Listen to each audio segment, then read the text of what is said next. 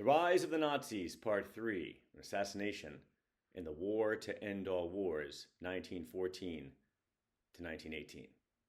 How did an assassination 1,379 kilometers from Berlin lead to the rise of Hitler and the Nazis from 1919 to 1933?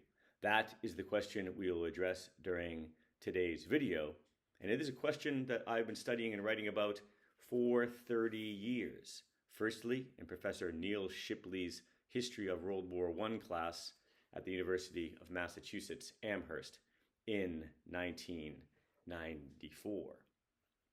The first thing we need to determine is, where was the assassination? Sarajevo, Bosnia-Herzegovina, former Ottoman Empire, something that Tsar Nicholas I in the 19th century said was the sick man of Europe. A crumbling empire with many European states perched like vultures on its border for influence in the region as the Ottomans are pushed out. For good, in the First Balkan War in 1912, the Ottomans have retreated closer to their capital at Istanbul, and the Balkans are now free. It happens many times when a great power is pushed out, lesser powers begin to battle for influence in the region themselves. This leads to the Second Balkan War in 1913. Great instability in the Balkans, an area that European powers would like to see stable and under their control, particularly the Austrian Hungarian Empire, who in 1908 annexed Bosnia-Herzegovina to the chagrin, to the anger, to the frustration of Serbia. Serbian nationalists are unhappy with Austrian influence in the region. Why is this an issue? Well, because of the alliance system that we discussed in part 2, the Serbs are aligned with Russia. If war breaks out between Austria-Hungary and Serbia, that could lead to a wider conflagration war in Europe. France is allied with Russia. If war breaks out, we will see the alliance system kick in. Austria, from the Deux Alliance of 1879, is allied with who many perceive to be the most aggressive power in Europe at the time, Germany. Snap. What will happen? Austria sends Archduke Franz Ferdinand and his wife on a mission to Sarajevo to ease tensions, a diplomatic mission. But waiting in wait is the Black Hand, and particularly a 19-year-old young Serbian man named Gavrilo Princip, with plans to assassinate the rather overweight Archduke and his wife. On June 28th, 1914, the assassination is completed.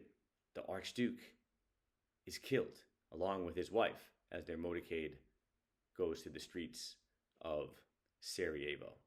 This sets off great turmoil in Europe. What will happen next? The Austrians consult with their German allies, and the Germans famously issue what they call in history the blank check. They will support Austria-Hungary in whichever direction they move in. Well, Austria-Hungary issues what is known as the ultimatum to Serbia to rein in what they call terrorists, and the Serbians call nationalists, liberators. The Serbians reject the ultimatum mainly due to one clause where the Austrians ask the Serbians or demand that the Austrians head this investigation and de facto turn over Serbian independence, Serbian autonomy to the Austrians. The Serbians reject it.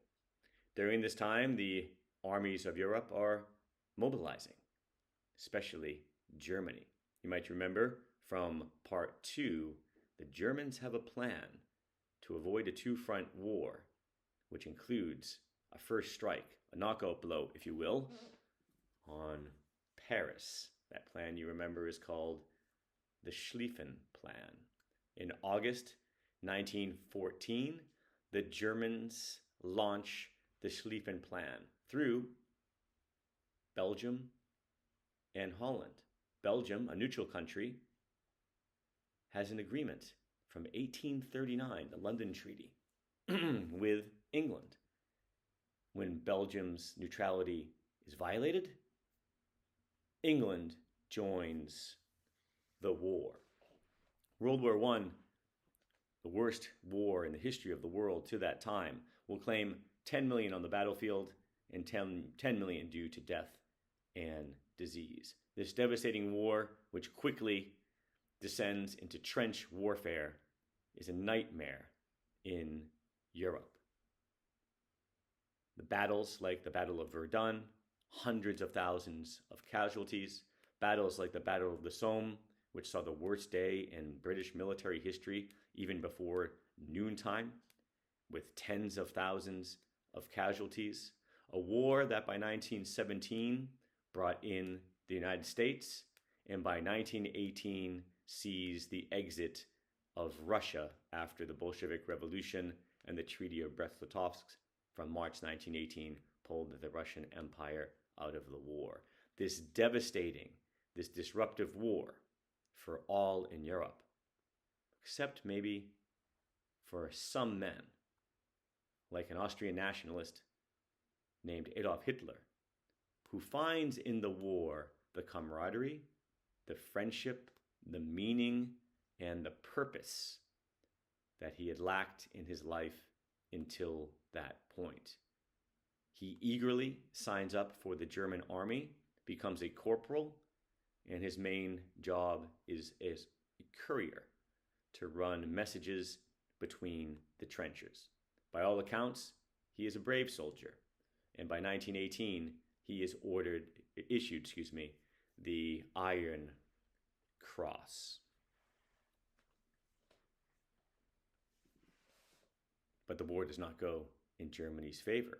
Although the military is strong, although they are fighting well, by November 1918, the Germans sign an armistice, November 11th, 1918.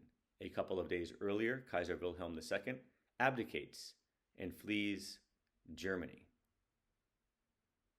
Hitler, who had been wounded by a gas attack, is in the hospital when he hears the news.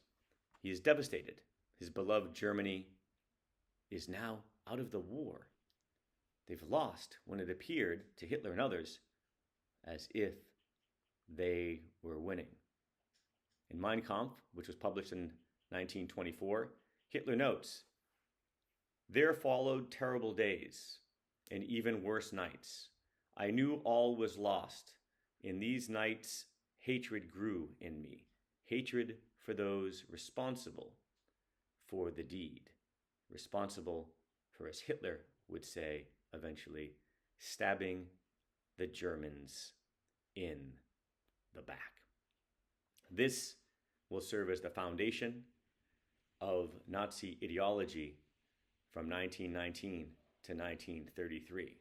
The Germans did not lose the war, but they were betrayed by socialists, communists, Jews, Democrats, liberals, and others who were too weak to make the sacrifice to carry the German Empire to its rightful spot at the top of Europe.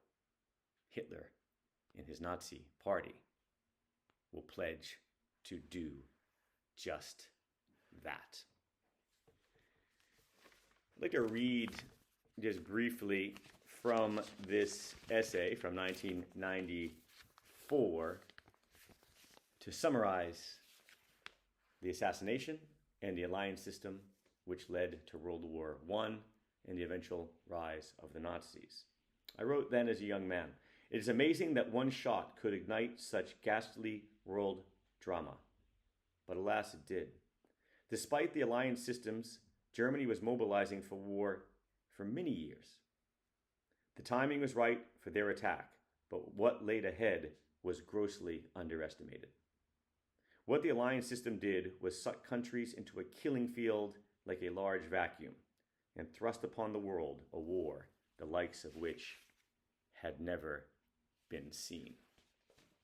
Coming up in part 4, we will look at the treaty that ends the war for good in 1919 and the impact that had on Hitler's thinking and eventual ideology of the Nazi Party. Please stay tuned for that.